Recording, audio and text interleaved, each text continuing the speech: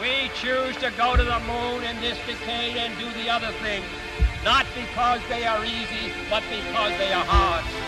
Because that goal will serve to organize and measure the best of our energies and skills. Space, the final frontier. Few people can say in truth that they have explored its vastness. Among those few is Eugene Cernan, the commander of the last mission to the moon. However, his story did not start nor end with his final mission. In fact, his legacy still continues to this day. Captain Eugene Cernan was emboldened by President Kennedy's vision that America was the leader of the free world and leader of human space exploration. Cernan propelled himself from naval aviation to spaceflight on missions Gemini 9, Apollo 10, and in his ultimate leadership role, commander of the Apollo 17 mission, the last manned flight to the moon. Cernan's legacy is to inspire America through his leadership in the Apollo space program to reinvigorate America's vision of human spaceflight to the moon and beyond. Cernan's early life did not entitle him to his place in history.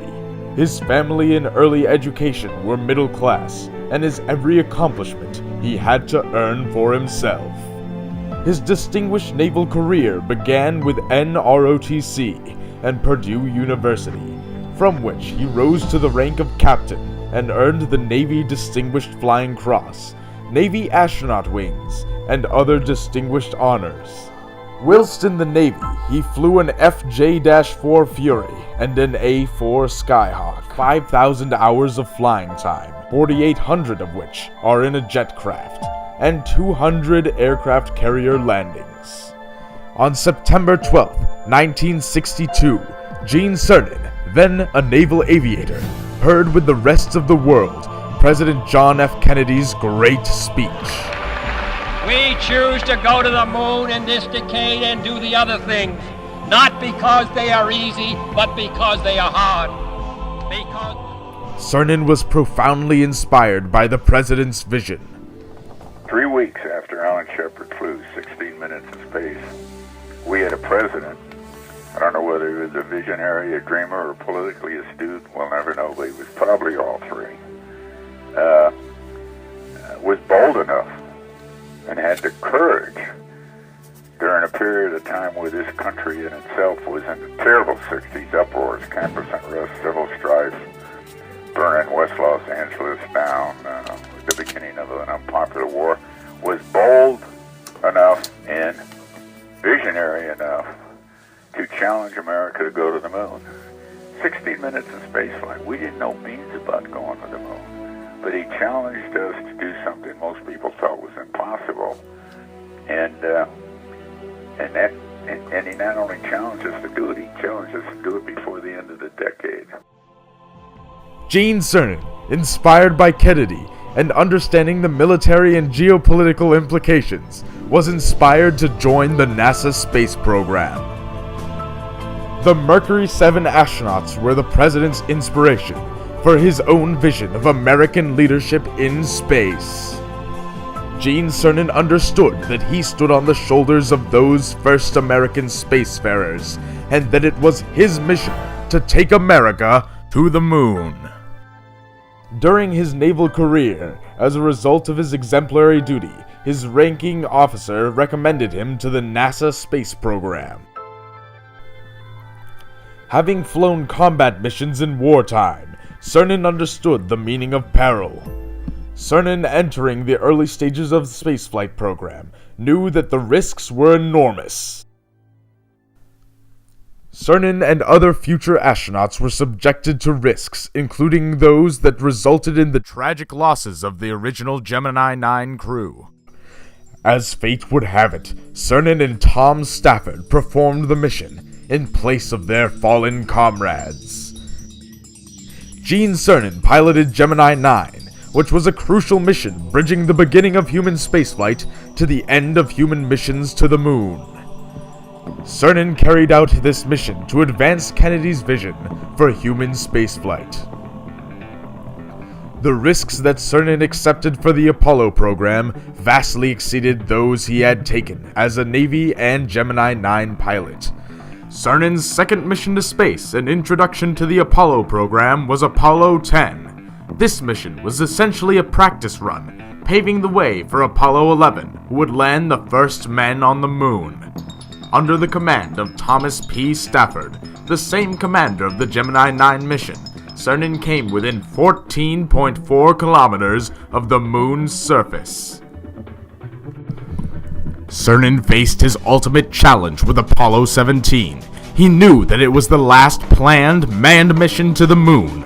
Due to budget cuts, the Apollo 18, 19, and 20 missions would never take place. He was selected as leader of the Apollo 17 mission, and with that came important responsibilities. We had a team, well, there were thousands of people supporting us, but we had a team of about 15 people we worked with day in and day out to make sure we were doing things right in the training, development of paperwork, the plan of the mission, and the whole thing. And you were responsible for that team, and you were responsible for the way the mission was designed and where you were going to land, and you had a final say in a lot of those things. And it wasn't to give orders to do this, to do that. The guys you were flying with knew what they had to do. Your life depended upon them doing it right, and you had to make sure they were capable of doing it right. Or maybe, it never happened that way because there was too much commitment on the part of people involved. But, if a guy had to be replaced, you felt he had to be replaced, you would get with your boss and make that decision. So that's what it means to be commander. That's what it means to be the leader of the band.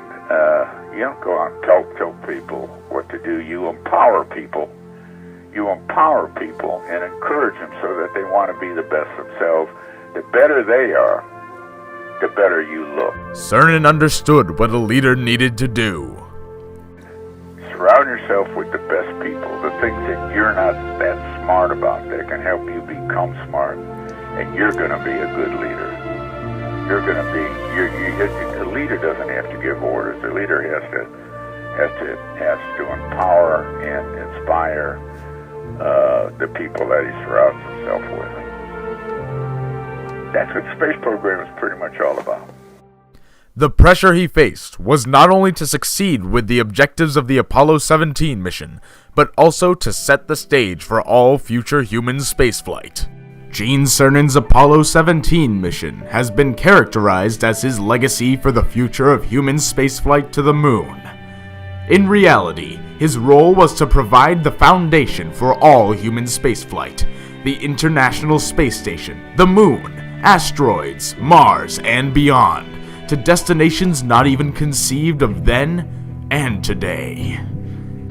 Lest we forget, Mr. Chairman, it was a bold and courageous president over a half-century ago who started us on a journey to the stars, a journey from which America never looked back, and a journey that challenged the American people at every crossroad to do what most at the time thought impossible. It was a challenge that came in what we remember as the terrible 60s, a time when our nation was shackled with civil strife, campus unrest, and the beginning of what became a very, very unpopular war. And perhaps foremost, it was a challenge to the then Soviet Union's dominance in space. To meet that challenge required all the dedication and personal commitment our nation could muster. And it was not going to be easy, but hard, and did require sacrifice, just as John F. Kennedy said it would. However, being second best was unacceptable then, and being just good today is never going to be good enough for the American people.